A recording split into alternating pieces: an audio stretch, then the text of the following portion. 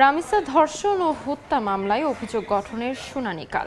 রাষ্ট্রপক্ষ আসামির সর্বোচ্চ শাস্তির প্রার্থনা করবে বলে জানিয়েছেন আইনমন্ত্রী মোহাম্মদ আসাদুজ্জামান।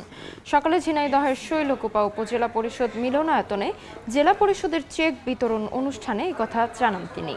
এছাড়া সংবিধান সংশোধন কমিটিতে বিরোধী দল কোনো নাম দেয়নি জানিয়ে আইনমন্ত্রী বলেন, সরকার তাদের অপেক্ষায় আছে। মানবাধিকার কমিশন ও গুম কমিশন আইন বিষয়ে সুপারিশ এসেছে, সেগুলো যাচাই বাছাই চলছে বলেও জানান মন্ত্রী। সরকারের হাতে যতটুকু সময়, যতটুকু ক্ষমতা আছে সেই ক্ষমতা সরকার প্রয়োগ করেছেন। আমি বলেছিলাম 1 সপ্তাহের মধ্যে চার্জশিট হবে। আলহামদুলিল্লাহ আমরা 1 সপ্তাহের মধ্যে চার্জশিট দিতে পেরেছি সঠিকভাবে। বাকিটা আদালতের কাজ, আদালতকে আমরা সহযোগিতা করব। আমরা শুধু আদালতের কাছে প্রার্থনা করতে পারি। আমরা প্রার্থনা করব সর্বোচ্চ সাজা, বাকিটা আদালত যেটা ন্যায় বিচারের স্বার্থে মনে করবেন সেটাই করবেন।